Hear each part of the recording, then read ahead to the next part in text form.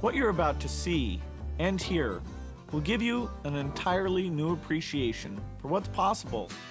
William Henry Gates III was born on October 28, 1955, in Seattle, Washington. At only 13, Gates and friend Paul Allen began experimenting with a school teletype computer. Bill invented an early tic-tac-toe game. He tried to work on a war game. He and Paul went on to start to develop companies to actually track traffic patterns, create the whole scheduling for the school. So he played, he learned, and he grew. While attending Harvard in 1974, Gates read an article about the Altair microcomputer that led him to drop out of college and develop software. In 1975, Gates and Paul Allen founded Microsoft.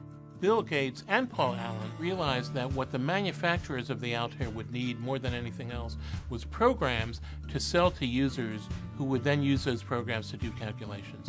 They started writing those programs even before they saw the Altair. In 1980, Microsoft created the operating system MS-DOS for IBM. 1 year later, Microsoft boasted a revenue of $16 million. When IBM, the computer giant, decided to get into the personal computer game, they needed an operating system for their computers, and they decided to license it. Bill Gates went and found a tinier other company that had what IBM needed. He purchased the company, licensed DOS to IBM, and rode that wave to fortune. Microsoft launched its first retail version of Windows in 1985 and boasted more than 25 million licensed users by 1993. That same year, Gates was named the richest man in America and held the title for 18 years. I could tell you more about Windows Media Technology, but it wouldn't compare to the sheer impact of experiencing it. In the 90s, when you said PC, it was Microsoft. PC was Microsoft, everything about it. And there were other PC makers, Dell and HP and many, many others. One thing that ran across all of them was the Microsoft operating system.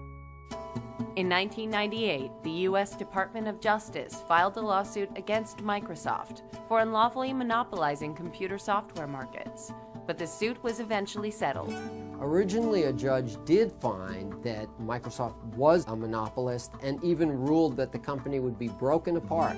But on appeal, almost all of those judgments were either taken away or so limited that it was relatively painless for the company.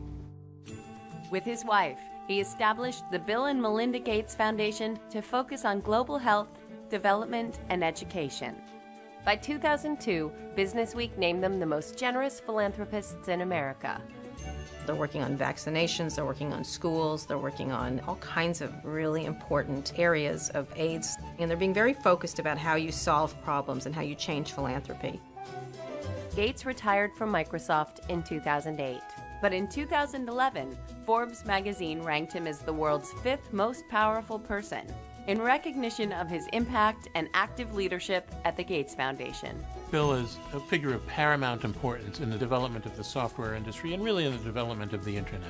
I think he's certainly a visionary. He's been a very creative businessman, and I think he really has changed the world for the better.